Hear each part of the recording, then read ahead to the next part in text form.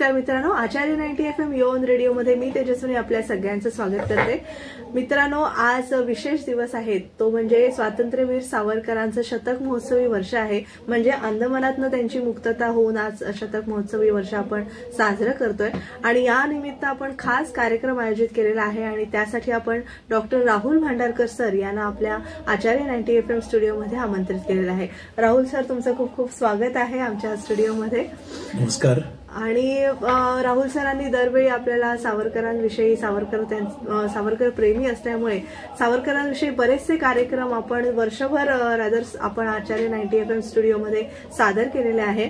तर आज विशेष दिवस आहे, तर त्या विशेष दिवसाचं महत्त्व हे तुम्ही थोडंसं उलगडून सांगावं। सर्व प्रेक्षकांना सर्वप्रथम नवीन वर्षाच्या हार्दिक शुभेच्छा, इंग्रजी नवीन वर्षाच्या हार्दिक शुभेच्छा। 6 जानेवारी हा दिवस फारच ऐतिहासिक आहे। सावरकरांच्या अंदमान मुक्ततेचे हे शतक महोत्सवी वर्ष आहे। स्वातंत्र्यवीर विनायक दामोदर सावरकर हे सर्व सशस्त्र क्रांतिकारकांचे प्रेरणास्थान। या प्रेरणास्थानांनी अंदमानात काळ्या पाण्याची जी 10 वर्ष शिक्षा भोगली आणि त्यानंतर देखील जेव्हा ते रत्नागिरीत त्यांना हलवण्यात आलं, तिथे देखील नजरकैदेत असताना त्यांनी स्थानबद्धतेत राहावं आणि कोणत्याही राजकीय कार्यक्रमात सहभागी होऊ नये अशा अटीवरच त्यांना तिकडनं मुक्तता देण्यात आली। ते हे 6 जानेवारी हा दिवस। त्याची पार्श्वभूमी आपण समजून घेऊया। या 6 जानेवारीला एवढं महत्व का आहे? विनायक दामोदर सावरकर हे एकमेवाद्वितीय असे व्यक्ती आहेत की ज्यांना 2 जन्मठेपेची शिक्षा सुनावण्यात आली होती। म्हणजे 50 वर्ष, साधारणपणे 25 वर्षाची एक जन्मठेप असते। ते पहिले असे क्रांतिकारक होते की ज्यांना 50 वर्षांची शिक्षा देण्यात आली मुंबई हायकोर्टातून। जस्टिस चंदावरकरांनी ही शिक्षा त्यांना दिली। म्हणजे जे जस्टिस त्यावेळी ब्रिटिश शासन काळात होते, मी त्यांचा उल्लेख मुद्दामून करतो कारण अनेकांना असं वाटतं की ब्रिटिश प्रशासनातील ब्रिटिश अधिकाऱ्यांनी ती शिक्षा दिली। ब्रिटिश अधिकारी नव्हे, त्यावेळी जस्टिस चंदावरकर हे त्या केसमध्ये मुख्य जस्टिस होते आणि त्यांनी ती शिक्षा सुनावली। सावरकर याच्या आधी लंडनमध्ये 5 वर्ष बॅरिस्ट्री शिकण्यासाठी गेले होते। लोकमान्य टिळकांच्या प्रेरणांनी त्यांनी तिथे 5 वर्षाचा जो काळ आपल्याला बॅरिस्ट्रीसाठी शिकायला असतो त्यासाठी ते तिथे होते। पण त्यांचा उद्देश तिथे जाणं हा काय बॅरिस्ट्रीची डिग्री घेणं, कायद्याची डिग्री घेणं, फार पैसे कमवणं हा कधी नव्हताच।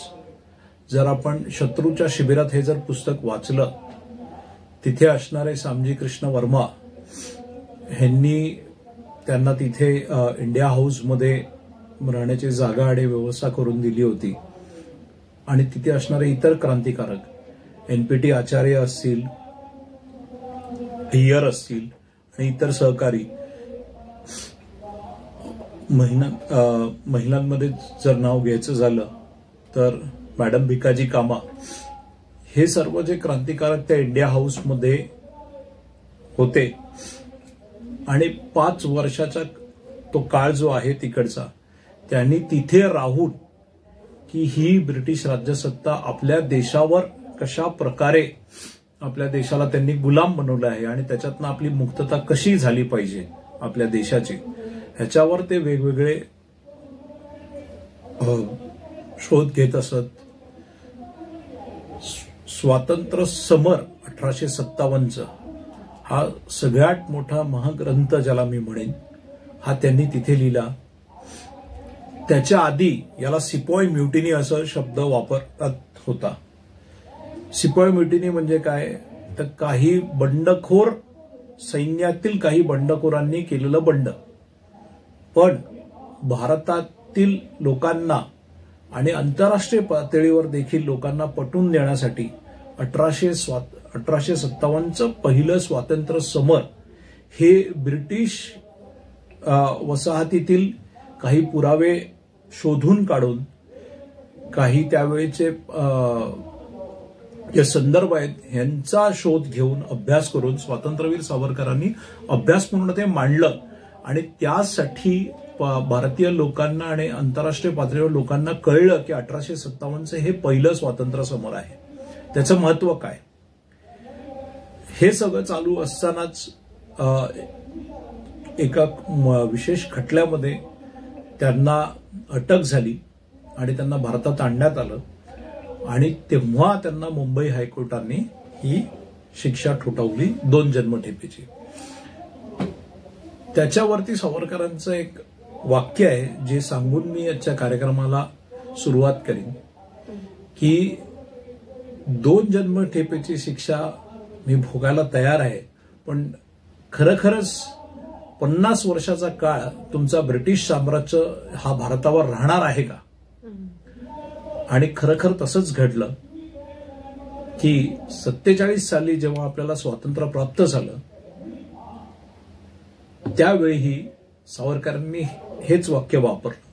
15 जानेवारी 1961 साली पुण्यामध्ये जेव्हा मृत्युंजय दिन साजरा करण्यात आला, मृत्युंजय दिन म्हणजे की ज्यांना कळलं, ज्या सावरकरांना एवढे दूरदृष्टी होते की त्यांना आधीच कळलं की हे साम्राज्य 50 वर्ष टिकूच शकणार नाही, जोपर्यंत माझी शिक्षा जन्मठेपेची पूर्ण होईल तोपर्यंत हे साम्राज्यच असणार नाही. आणि म्हणून त्यांना मृत्युंजय सावरकर असं त्या कार्यक्रमात संबोधण्यात आला. तो दिवस 15 जानेवारी 1961. पुण्यात ती सभा झाली. केसरी वृत्तपत्राचे काही कात्रणं आजही उपलब्ध आहेत की ज्याच्यात त्यांनी जे ऐतिहासिक भाषण केलं ते आपण सगळे वाचू शकतात. चंद्रशेखर साने सरांच्या जर फेसबुक पेजला तुम्ही फॉलो करत असाल त्याच्यात देखील त्यांनी स्पष्टपणे ती कात्रणं दिलेली आहेत. पण आता येऊया 6 जानेवारीकडे. जवळपास 10 वर्षाचा कालखंड अंदमानच्या त्या कालकोठडीत भोगणं, अनेक वेळा ज्याला सॉलिटरी कन्फाइनमेंट म्हणतात, म्हणजे एकटं त्या ह्याच्यामध्ये जवळजवळ कोणाशीही संपर्क न ठेवता त्यांना सॉलिटरी कन्फाइनमेंटही देण्यात आलं. अनेक वेळा खडीबेडीची शिक्षा देखील देण्यात आली. कोलूची शिक्षा ही अनेकांना माहीत असेल की दिवसाला 15 लिटर तेल त्या कोलूला बैलाच्या जागी माणसाला झुंपून तिथे काढण्याची शिक्षा होती. पहाटे फक्त एक पेज मिळायची, ती पेज पिल्यावर त्या कामाला सुरुवात व्हायची आणि जवळपास सकाळी 11 वाजेपर्यंत ते काम झालं पाहिजे. नाही झालं तर त्यावेळीचं जे जेवण आहे ते जेवण त्या मुतपाकखान्यातनं यायचं. तो मुतपाकखान्यातला आचारी याला गुप्तरोग झाला होता. त्याच्या हातचं जेवण, त्याच्यात पाली, पाचोळा, झुरळ हे असे पडलेले असायचे. त्यांना बाजूला सरून ते जेवण जेवायचं. अशी ती शिक्षा 10 वर्षाचा कालखंड ते तिथे अंदमानात असताना भोगले. बरं, ते कालखंड जे ते भोगले त्याही पेक्षा महत्वाचा भाग आहे की त्यांनी कुठेही त्या कालखंडामध्ये त्रयस्थ अशी भूमिका घेतली नाही की आपण कोणती शिक्षा भोगत आहोत, काय झालेलं आहे. दुसरा एखादा व्यक्ती असला तर त्यांनी आत्महत्येचा प्रयत्न केला असता. या मृत्युंजय दिनाचं महत्व आज सांगताना तरुणांना मी आव्हान करतो की आज आपण नैराश्य पत्करतो, आपल्याला डिप्रेशन येतं, स्ट्रेस येतं कामाचं, पण ही या व्यक्तीचं आयुष्य पहा की ज्याला बॅरिस्ट्रीचं शिक्षण घेण्यासाठी स्कॉलरशिपवर खुद्द लोकमान्य टिळकांनी आणि श्यामजी कृष्ण वर्मा यांच्यामुळे मिळालेलं. तो मुलगा अतिशय हुशार असून त्यांनी राष्ट्रसेवेसाठी या अंदमानातल्या शिक्षेकडे तो हसत मुखाने ती शिक्षा भोगत होता. आणि ती शिक्षा भोगत असताना येणारे त्याला वेगवेगळे अनुभव, त्यांच्या कालकोठडीतनं समोरच फाशी देण्याची जी खोली होती ती त्यांना थेट दिसावी, जेणेकरून त्यांच्या मनावर थेट परिणाम पडावा, असं काहीसं बॅरींनी तिथे आयोजन केलेलं. बॅरी म्हणजे जो आयरिश ऑफिसर होता, जो त्या तुरुंगाचा प्रमुख होता, जेलर होता. पण ते कधीही डगमगले नाहीत. त्यांनी त्या उलट अंदमानात असताना अनेक जागृतीचे कार्य, अनेक स्वातंत्र्यासाठी ज्यांना आपण या तुरुंगात राहून देखील जागृत करू शकतो, इतर क्रांतिकारकांना प्रेरणा करू शकतो, असे कार्य त्यांनी तिथे केलेले आहेत. जसं आपण कार्यक्रमात पुढे जाऊ, मी एक एक कार्य तुम्हाला त्याच्यात कार्य अनुभव सांगत जाईल. एक महत्वाचं कार्य त्याच्यात तेजस्विनी म्हणून सांगण्यासारखं आहे प्रेक्षकांसाठी, की शिक्षण देण्याचं जे कार्य आहे, त्यांना लक्षात आलं की तिथे तुरुंगात असणारे अनेक इतर क्रांतिकारक आहेत जे अशिक्षित होते. आता या तुरुंगाची पार्श्वभूमी समजून घ्या. इंग्रजांनी ही, ज्याला आपण म्हणूया की क्रांतिकारकांना छळ देऊन त्यांचं मनोबल कमी करण्यासाठीच हे तुरुंग तयार केलेलं आहे. हे आपल्या भूमीपेक्षा आजही जर तुम्ही अंदमानाला प्रवास करत असाल, हे एका बेटावरती आहे आणि त्या बेटावरती वाहणारा वारा ह्याच्यानी अनेकांना क्षयरोगाचा, दम्याचा त्रास अनुभवला. आजही तो अनुभव होतो. त्या कालकुटडीमध्ये 10 वर्ष ते राहिले. त्यामध्ये त्यांच्या लक्षात आलं की अनेक जे इतर क्रांतिकारक आहेत, बंगालचे विशेष करून क्रांतिकारक तिथे होते, त्या क्रांतिकारकांना शिक्षित करण्याचं कार्य त्यांनी केलं. आता त्यांचं चातुर्य किती असेल, किती त्यांचा दृष्टिकोन व्यापक असेल, की एखादा कैदी जेव्हा सामान्य याच्यामध्ये अंघोळ करण्यासाठी यायचा, तो त्यांना थेट पुढच्या आठवड्यात भेटायचा.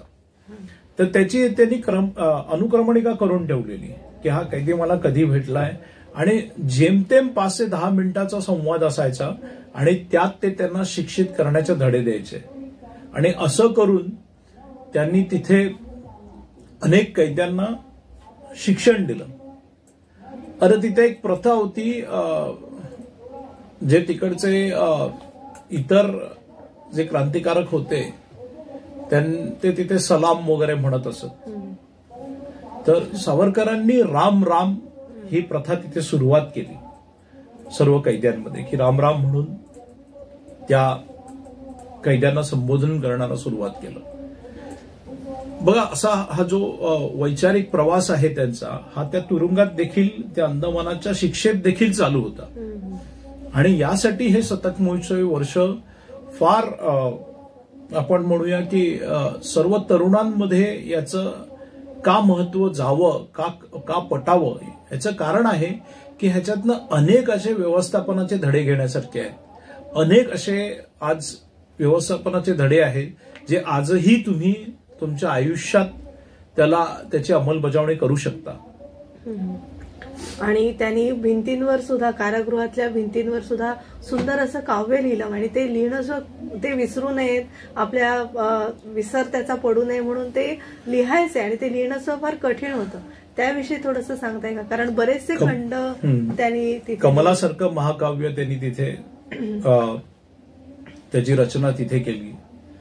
आता त्याची पार्श्वभूमी बघा कशी आहे, की त्यांना लिहिण्यासाठी, वाचण्यासाठी तिथे काही साधन उपलब्ध नव्हतं. आता तुम्ही सॉलिटरी कन्फाइनमेंट मध्ये आहात, तर सर्वप्रथम कोणाशीही संवाद नाही. आज कोरोना काळामध्ये अनेक लोकांनी हा अनुभव फक्त 15 दिवसासाठी घेतला आणि त्यांना असं वाटलं की आपलं आयुष्य संपवावं. कोरोना काळ आपल्या डोळ्यासमोर आहे, जेमतेम 3-4 वर्ष झालेली आहेत. आणि अनेकांनी तो अनुभव घेतलेला आहे की कन्फाइनमेंटमध्ये असताना काय होतं. तर विचार करा, ही व्यक्ती तिथे सॉलिटरी कन्फाइनमेंट शिक्षा असताना कमलासारखं महाकाव्य त्यांच्या रचनेतनं आलं.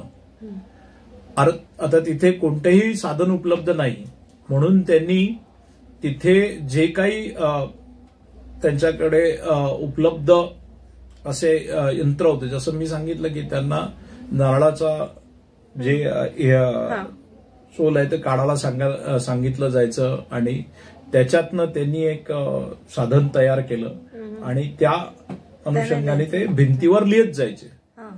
आणि असं व्हायचं की जेलर जो आहे बारी, हा त्यांचं मनोबल कसं खच्चीकरण होईल असे नवीन नवीन योजना आखायचा. तर त्यांना लक्षात आलं की त्यांनी साधन उपलब्ध नसताना भिंतीवरती काव्य रचायला सुरुवात केलं. तर दररोज येऊन त्याच्यावर तो पाणी टाकायचं आणि ते काव्य मिटून टाकायचं. तरीही मला आश्चर्य वाटतं या व्यक्तीचं की संपूर्ण काव्य, जी संपूर्ण रचना आहे, ही तंतोतंत त्यांच्या मेंदूमध्ये होती आणि ती तंतोतंत त्यांनी ती उतरवली.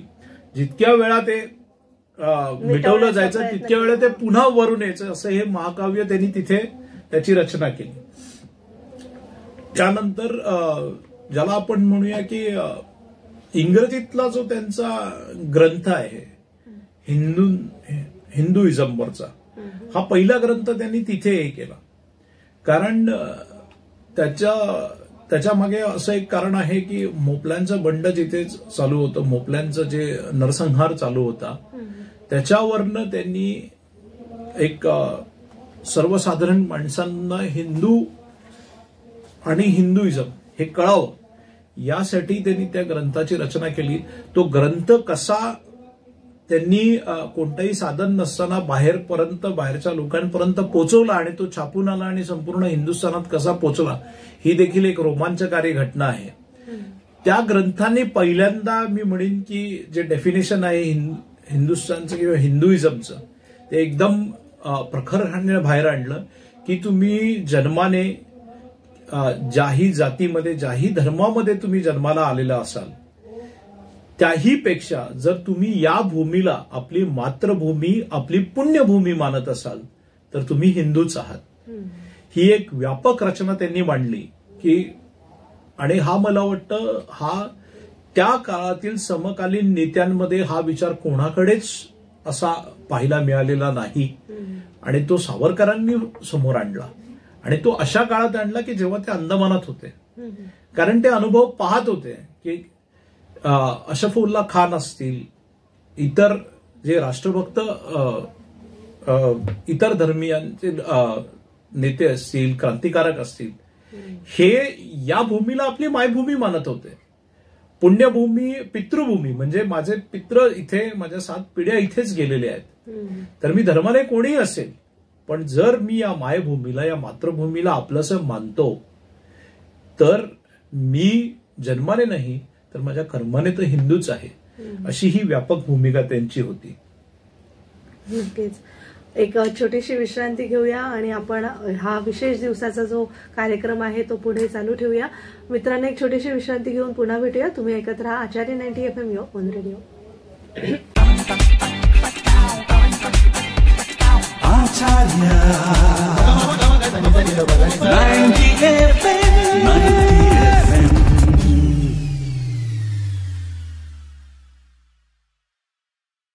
तुम्हा सगळ्यांचं पुन्हा एकदा स्वागत. आज आपण स्वातंत्र्यवीर सावरकर यांच्या शतक महोत्सवी वर्षानिमित्त विशेष कार्यक्रमाचं आयोजन करतो आहे. म्हणजे अंदमानातनं त्यांची जी मुक्ती झाली त्याला आज 100 वर्ष होत आहेत.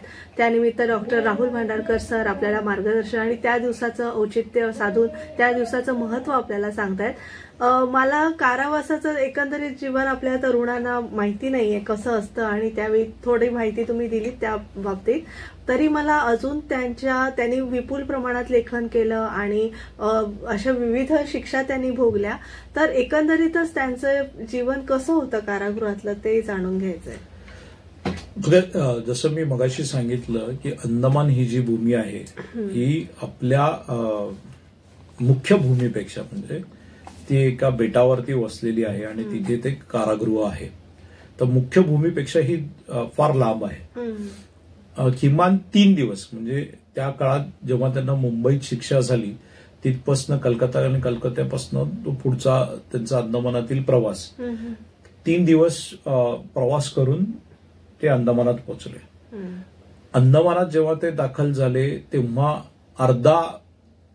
आपण त्याला म्हणूया फक्त अर्धा वाढली पाणी पण नाही म्हणता येणार, एकदम कमी प्रमाणातलं पाणी त्यांना आंघोळीसाठी देण्यात आलं. म्हणजे पहिल्या दिवसापासून जेव्हा ते दाखल झाले त्या दिवसापासून त्यांचा छळ कसा होईल हे इंग्रजांनी आधीपासून आखून ठेवलेलं.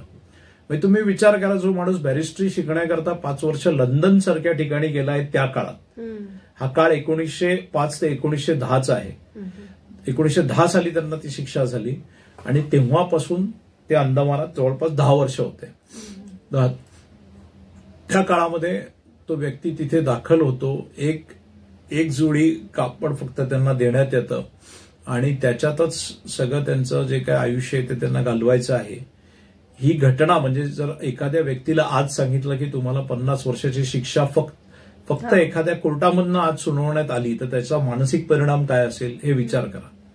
जर तुम्ही एखाद्या परराष्ट्रामध्ये शिक्षण घेण्यासाठी आई वडिलांचा पैसा न घेता एखाद्या स्कॉलरशिपवर तुम्ही शिकत आहात, म्हणजे शिष्यवृत्तीवर तुम्ही शिकत आहात, आणि तुम्हाला अचानक राष्ट्रप्रेमासाठी जे तुम्ही कार्य करत आहात त्याच्यासाठी जर तुम्हाला 50 वर्षाची शिक्षा एखाद्या कोर्टाकडनं सुनावली जाते, ह्याचा मानसिक परिणाम आज देखील काय होऊ शकतो हे विचार करा. आज आपण अनेक वेळा ह्युमन राईट्स, मानव अधिकार याच्याविषयी गप्पा मारतो, याच्याविषयी अनेक लेखन वाचतो, अनेक लोकांची मतं ऐकतो. जे ब्रिटिश साम्राज्य आहे त्यांनी कोणते मानव अधिकार त्या अंदमानाच्या कैद्यांना दिले, किंवा जे अंदमानातील क्रांतिकारक होते त्यांना कोणते मानव अधिकार त्यांचे लागू होते.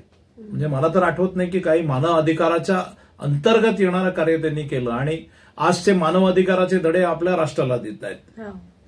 तर हा एक दुटप्पीपणा तेव्हाही होता, आजही आहे, आणि तो उघडपणे आता बाहेर येतोय. सामाजिक माध्यमातून असो किंवा अशा जे विविध कार्यक्रम आज जे आयोजन करण्यात आलेले आहेत, हर घर सावरकर समिती आणि महाराष्ट्र शासन यांच्या संयुक्त विद्यमाने अनेक कार्यक्रमाचं आयोजन आहे. जसं ठाण्यामध्ये गेल्या वर्षी जेव्हा ती सभा झाली त्या सभेमध्ये अनेक प्रतिनिधी सावरकर विचारांचे तिथे होते. तसंच फर्ग्युसन पर्यंत 6 जानेवारीला एक रॅली निघणार आहे ज्याच्यामध्ये अनेक तरुण सहभागी होणार आहेत. फर्ग्युसनमध्ये जी सावरकरांची हॉस्टेलमधली खोली होती तिथे त्यांचं अभिवादन होणार आहे. तर हा देखील एक कार्यक्रम आहे. आपल्या आचार्य 90 FM तर्फे आपण हर घर सावरकर समितीना आणि विविध सावरकर विचारांच्या संघटनेला प्रोत्साहन देण्यासाठी आपण जो प्रमोशनल कार्यक्रम करतोय विनामूल्य, तो तर त्या दिवशी चालूच राहणार आहे. देश विदेशातल्या श्रोत्यांसाठी वेगवेगळ्या भाषांमध्ये तो प्रदर्शित होत आहे. असे विविध कार्यक्रम त्या दिवशी आहेतच. पुन्हा आपण येऊया की 6 जानेवारी आणि त्या अंदमानाच्या त्या काळाकडे. जसं मी म्हटलं की त्यांना अंघोळीसाठी पाणी देखील अशा प्रमाणात देण्यात आलं.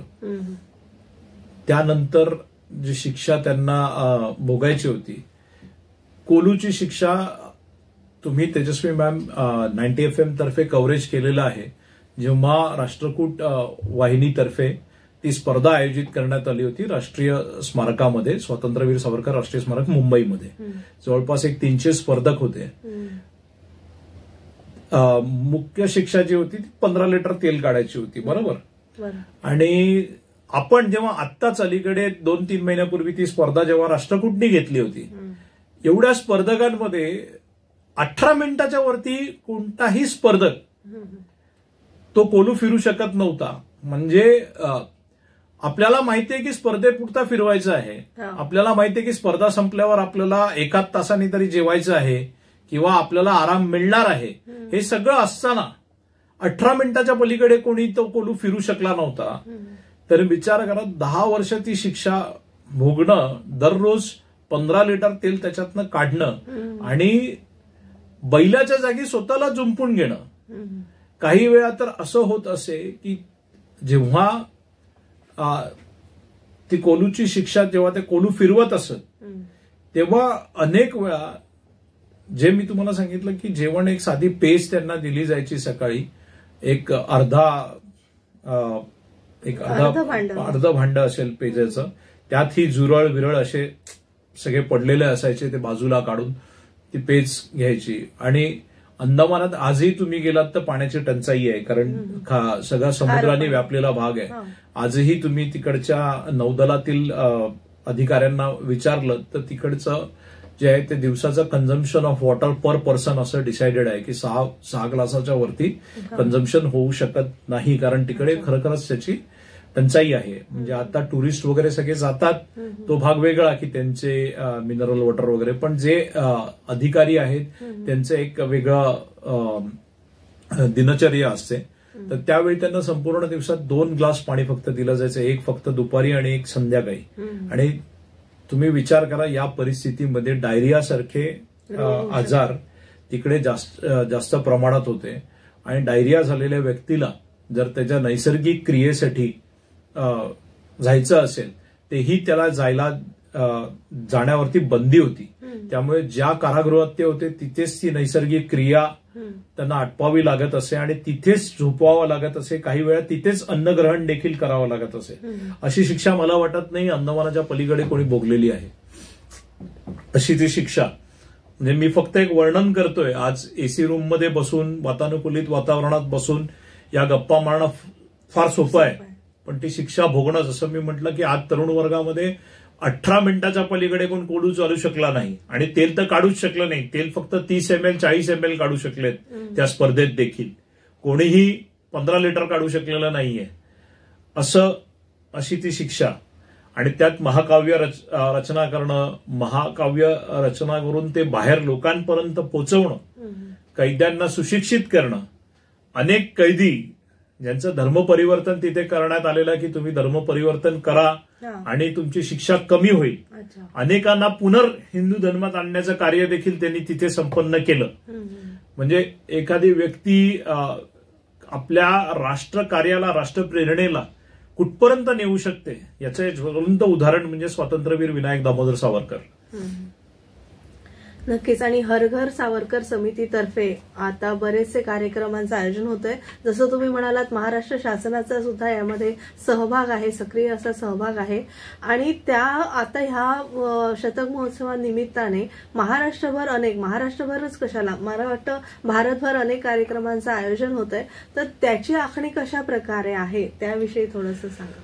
हरघर सावरकर समितीने जेव्हा आपल्या स्वातंत्र्याला 75 वर्ष पूर्ण झालेली तर हरघर सावरकर समिती स्थापन होऊन अनेक सावरकरांच्या विचारांवर चालणाऱ्या महाराष्ट्र आणि देशव्यापी आणि देशांच्या बाहेरच्या संस्थांना एकत्रीकरण करून की सशस्त्र क्रांतिकारक, त्याचबद्दल अपरिचित क्रांतिकारक आणि मुख्यत्व स्वातंत्र्यवीर विनायक दामोदर सावरकर यांच्या विचारांवर चालणारे अनेक क्रांतिकारक यांना एकत्र आणण्याचं कार्य केलं.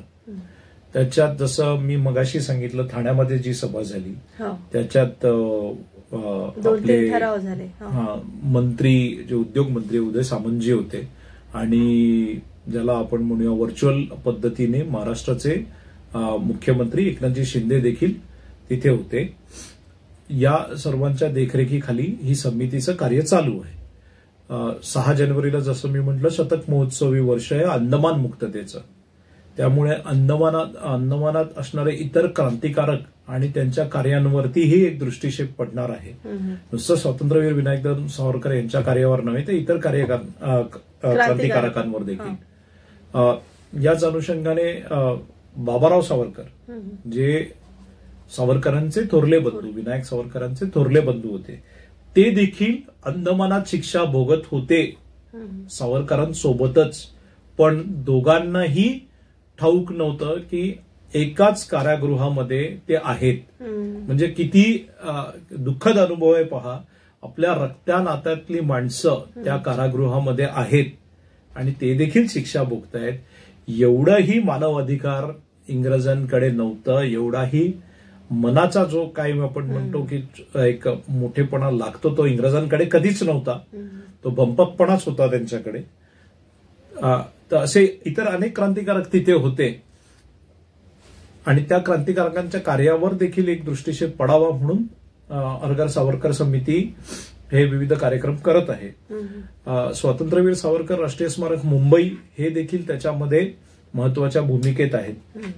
आणि स्वातंत्र्यवीर सावरकर राष्ट्रीय स्मारक मुंबई जे दादरला आहे ते वर्षभर कार्यक्रमाचं आयोजन करतच असतात या विचारांना प्रेरणा घेऊन.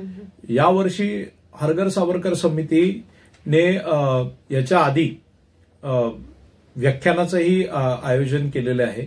6 जानेवारीला पुण्यामध्ये एक कार्यशाळा होणार आहे ज्याच्यामध्ये सावरकर विचारांना समजून घेऊन व्याख्याते तयार करण्याचं कार्य या कार्यशाळेमुळे होणार आहे. ही रहिवासी कार्यशाळा आहे आणि अनेक होतकरू किंवा आपण असे म्हणू की अनेक इच्छुक वक्ते ज्यांना या कार्यामध्ये स्वतःला झुंपून घ्यायचं आहे ते उपस्थित राहणार आहेत. हे देखील एक महत्वाचा टप्पा 6 जानेवारीला आहे. आणि मला वाटतं गणेशोत्सव स्पर्धा सुद्धा, देखावे स्पर्धा सुद्धा घेण्यात आली होती. तसंच बऱ्याच 150 जवळजवळ गिर्यारोहकांना घेऊन रायगड किल्ल्यावर जाऊन मोठा असा कार्यक्रम तिथे आयोजित करण्यात आला होता. या सगळ्या कार्यक्रमातून आणि असं प्रेरणादायी असं वाटतंय की आता हर घर सावरकर नक्कीच पोहोचतील आणि हर घर सावरकर झालं तर प्रत्येकाच्या मनातही सावरकर प्रेम जागृत होईल आणि सावरकरांनी किंवा इतर क्रांतिकारकांनी जे आपल्या देशासाठी भोगलंय, सोसलंय ते सगळ्या आपल्या तरुण पिढीला कळेल किंवा येणार. एक 4 वाक्य स्वातंत्र्यवीर सावरकरांची सांगतो. हे मातृभूमी तुझला मन वाही आले, वक्तृत्व वाघ वैभवी तुझ अर्पी आले, मी तेची अर्पिली नवी कविता रसाला, लेखा प्रतिविषय तोची अनन्य झाला. या 4 वाक्यातच सावरकरांचं संपूर्ण कार्य जे आहे ते अधोरेखित आहे. 60,000 पानांच्या पेक्षा जास्त मी म्हणेन रचना स्वातंत्र्यवीर सावरकरांनी केलेल्या आहेत.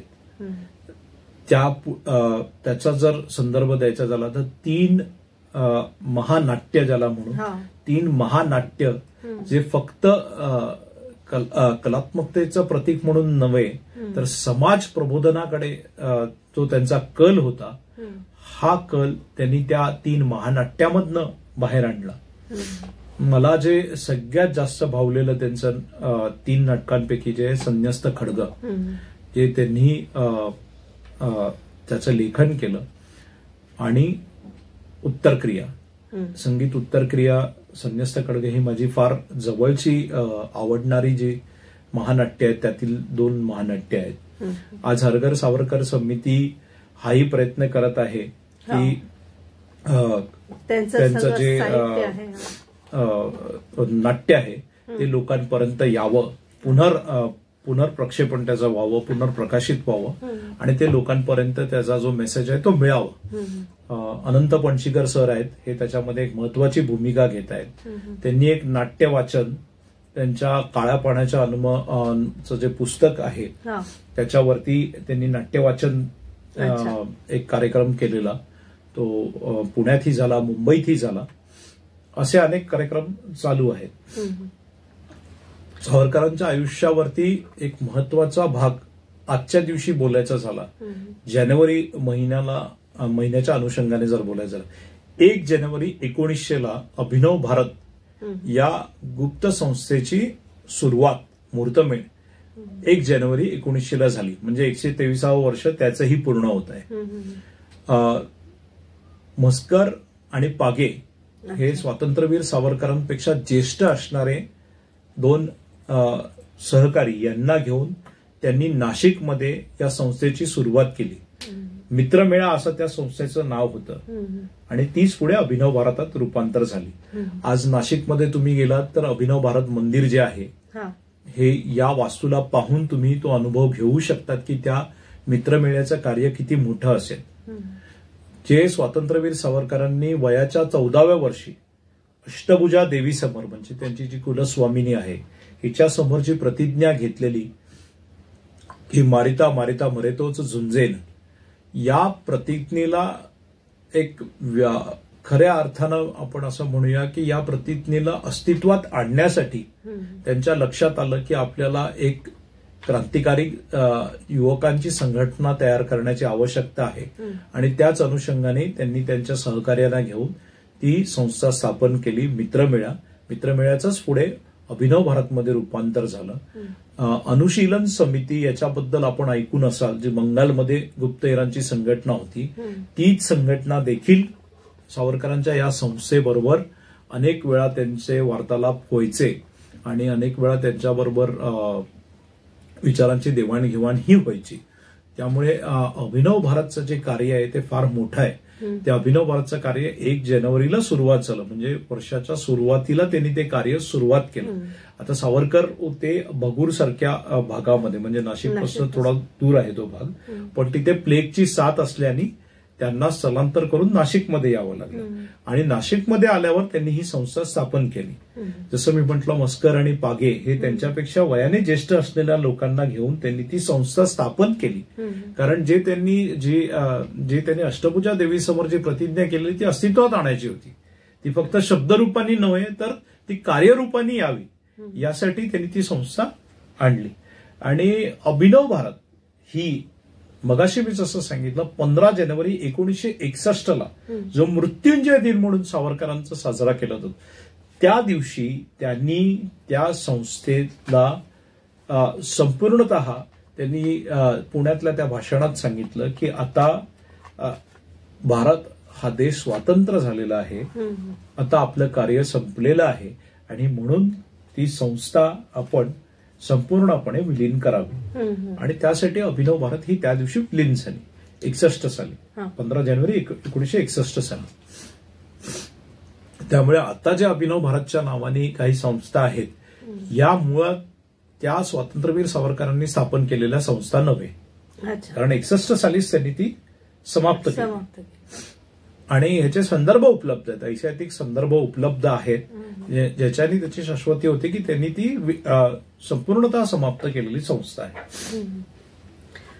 फार खूप अशी माहिती, म्हणजे मलाही एवढं माझं वाचन नाही आहे आणि तुम्ही खूपच आता स्वातंत्र्यवीर विनायक दामोदर सावरकरांच्या अंदमान मुक्तीविषयी पण खूप माहिती सांगितलीत आणि एकंदरीतच समग्र विषयाचा थोडासा आपण धांडोळा घेण्याचा प्रयत्न केला. हर घर सावरकर समितीचं कार्य कशा प्रकारे चालू आहे तेही जाणून घेण्याचा प्रयत्न केला.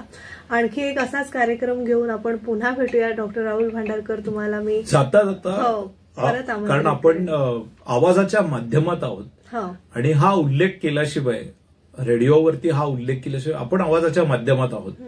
तर तुम्हाला एक आश्चर्य वाटेल एका गोष्टीचं, की जसं मी मगाशी सांगितलं की त्यांनी स्वातंत्र्यवीर सावरकरांनी अंदमानात असताना अनेक असे कार्य केले की जेणेकरून क्रांतिकारकांना नेहमी प्रेरणा मिळाली.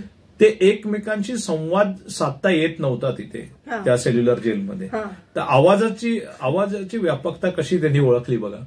जे हाताला बेड्या होत्या त्यांना ते वाजवून त्यांनी एक भाषा तयार केलेली की 4 वेळा बेड्या वाजल्या म्हणजे काय समोरच्याला सांगायचं आहे, या तुरुंगाच्या कोठडीतनं समोरच्या तुरुंगापर्यंत आवाज जाईल असं काय सांगायचंय, कारण बोलणं शक्य होत नव्हतं.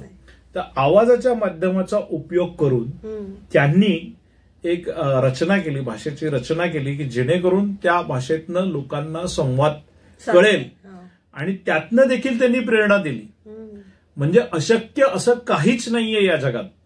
जर एखाद्या व्यक्तीने ठरवलं की मला या देव देश धर्मासाठी वाहून घ्यायचं आहे, कितीही संकट आली तरी मी मोडणार नाही, मी त्याच्यातनंही मार्ग काढीन, याचं जे उदाहरण आहे ते स्वातंत्र्यवीर विनायक दामोदर सावरकर यांच्या चरित्रामध्ये आहे. यांच्या अंदमानातील त्या 10 वर्षांमध्ये अनेक अशी गुपितं लपलेली आहेत. त्यासाठी या शतक महोत्सवी वर्षानिमित्त मी आपल्या सर्व प्रेक्षकांना, श्रोत्यांना आव्हान करतोय या निमित्त की मित्रांनो, त्यांचं आत्मचरित्र वाचा. धनंजय किरांनी लिहिलेलं त्यांचं आत्मचरित्र आहे, विक्रम संपत यांनी लिहिलेलं त्यांचं आत्मचरित्र आहे इंग्रजीमध्ये. त्यांची अनेक पुस्तकं उपलब्ध आहेत, ती नक्की वाचा आणि त्यातनं खरी प्रेरणा घ्या, खरा इतिहास समजून घ्या आणि आपल्या आयुष्यात त्याची अंमलबजावणी करा. एवढंच मी या माध्यमातून सांगू इच्छितो. सांगण्यासारखं भरपूर आहे, पण वेळेची मर्यादा असल्यामुळे मला ते आटोपतं घ्यायला पाहिजे. मी आचार्य 90 FM या वाहिनीचे खरखर मनापासून धन्यवाद मानतो आणि तेजस्विनी मॅडम, अर्जे तेजस्विनी मॅडम यांचे धन्यवाद मानतो, अर्जे कोमल आणि सर्व सहकाऱ्यांचे धन्यवाद मानतो, मॅनेजमेंट बोर्डचे धन्यवाद मानतो की जेव्हा जेव्हा सावरकर विचार पोहोचवण्यासाठी आम्हाला व्यासपीठ लागतं तेव्हा आचार्य 90 FMने ते व्यासपीठ उपलब्ध करून दिलं. मी शतशः सर्व सावरकर प्रेमींच्या वतीने त्यांचा आभारी आहे. तर मित्रांनो, आज आपण डॉक्टर राहुल भांडारकर सर यांच्यातर्फे आपण स्वातंत्र्यवीर विनायक दामोदर सावरकर यांच्या अंदमानातील मुक्ती या शतक महोत्सवी वर्षानिमित्त हा कार्यक्रम आयोजित केला होता आणि सरांचे आपल्याला मोलाचं मार्गदर्शन लाभलं. असाच एक नवीन विषय घेऊन पुन्हा भेटूया. तोवर तुम्ही ऐकत रहा आचार्य 90 FM यो ओन रेडिओ. धन्यवाद. धन्यवाद. आचार्य 90 FM